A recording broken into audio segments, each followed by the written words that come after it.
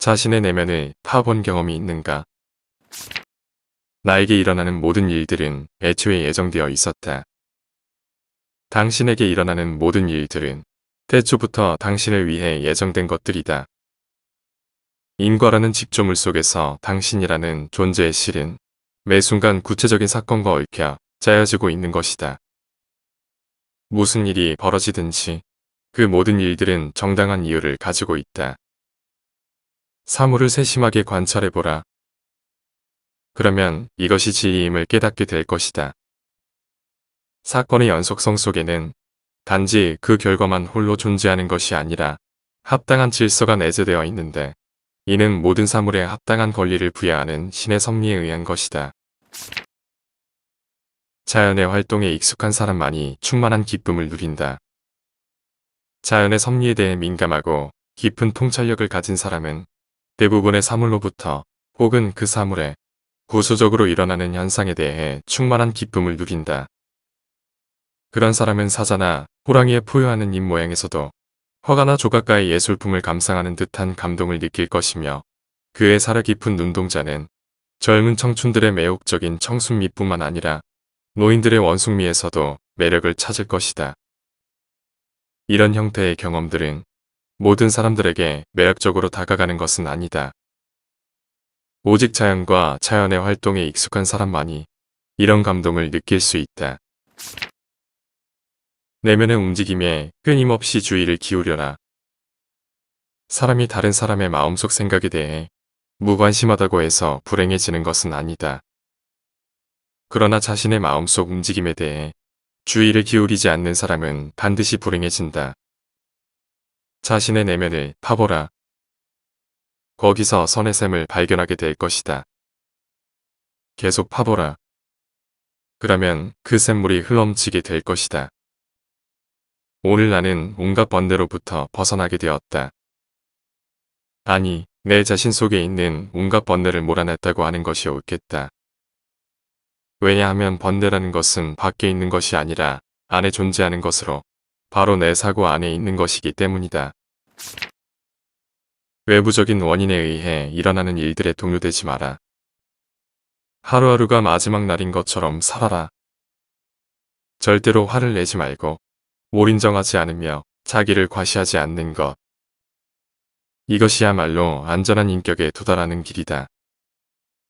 외부적인 원인에 의해 일어나는 일들에 대해 마음이 동요되지 말고 내부적인 원인에 의해 발생하는 일들에 대해 다르고 공정하게 행동하라. 당신의 의지와 행위가 모두 사회적 규범과 본성의 법칙을 따르도록 하라.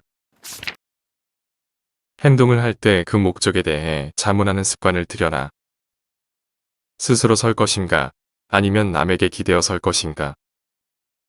날마다 자신에게 일어나는 일들을 경건하게 받아들이고 날마다 만나는 사람들에게 바르게 행동하며 날마다 여과되지 않은 그 어떤 생각도 품지 않도록 세심한 주의를 기울이는 것은 언제 어디서나 당신의 능력으로 할 수 있는 일들이다.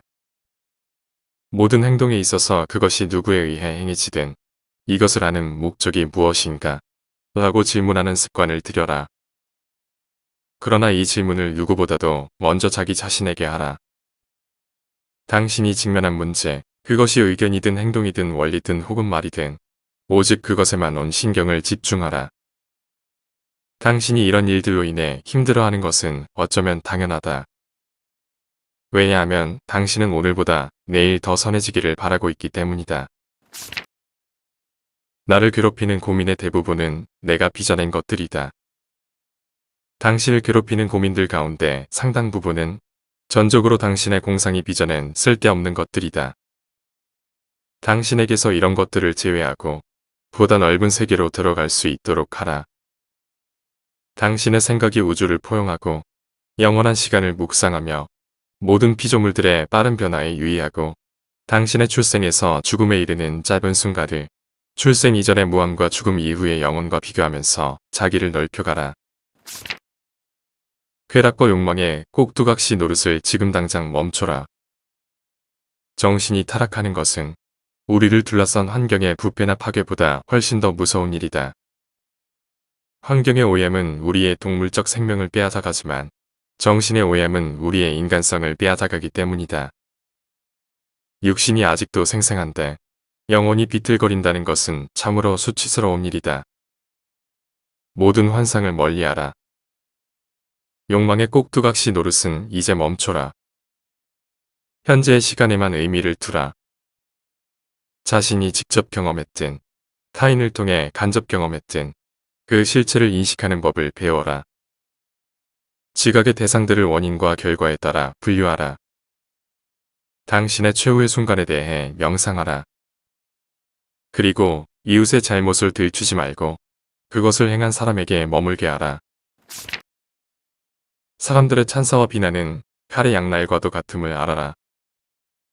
헤아릴 수 없이 많은 군중들의 신비적인 종교의식, 폭풍과 맑은 날을 가리지 않고 계속되는 그들의 항해, 그리고 태어나서 더불어 살다가 죽어가는 천태만상의 삶을 높은 곳에서 내려다보라. 또한 지나간 세대, 앞으로 올 세대, 그리고 아득한 옛날의 유목민처럼 방황하며 살아가는 사람들의 삶을 생각해보라. 얼마나 많은 사람들이 당신의 이름조차 알지 못하는가? 얼마나 많은 사람들이 당신의 이름을 곧 잊게 될 것인가? 또한 당신에게 찬사를 보내는 얼마나 많은 사람들이 금세 당신을 비난하며 나설 것인가? 그러므로 기억이라든지 영광이라든지 그 밖에 어떤 것도 아무런 가치가 없다는 사실을 명심하라. 지금 나에게 지어져 있는 짐은 오직 현재만의 것이다. 인생 전체를 생각하면서 자기 자신을 혼란에 빠뜨리지 마라. 즉, 당신에게 닥칠 모든 문제와 다양한 형태의 불행들을 머릿속에 열거하지 않도록 하라. 오히려 문제를 하나씩 생각하면서 이렇게 자문하라. 이까짓 것도 참지 못하고 견뎌내지 못할까? 이런 자신이 생기지 않으면 스스로를 부끄럽게 여겨라. 그리고는 지금 나에게 지어져 있는 짐은 미래도 과거도 아닌 오직 현재만의 것임을 기억하라. 그 현재의 짐조차도 그것의 한계를 엄격히 제한하고 그렇게 사소한 일조차도 이겨내지 못하는 자신의 나약한 정신력을 다그쳐 나간다면 훨씬 가볍게 느껴질 것이다. 앞의 내용은 마르쿠스 아우렐리우스가 지은 마르쿠스 아우렐리우스의 명상록의 일부분이다. 마르쿠스 아우렐리우스는 로마의 오현제 중 마지막 황제이면서 스토아 학파의 철학자이다. 당시 로마는 외적의 침입이 잦았기 때문에 황제는 많은 시간을 전쟁터에서 보냈다. 명상록은 진중에서 작성된 책이다. 살다 보면 크고 작은 결정을 내려야 하는 순간이 찾아온다. 많은 사람들이 선택의 기준을 외부에서 찾는다.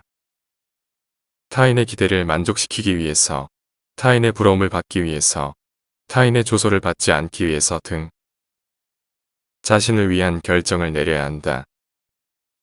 내부를 끊임없이 연구해야 한다. 오늘은 이 문장을 머릿속에 넣어보자. 내면의 움직임에 끊임없이 주의를 기울여라.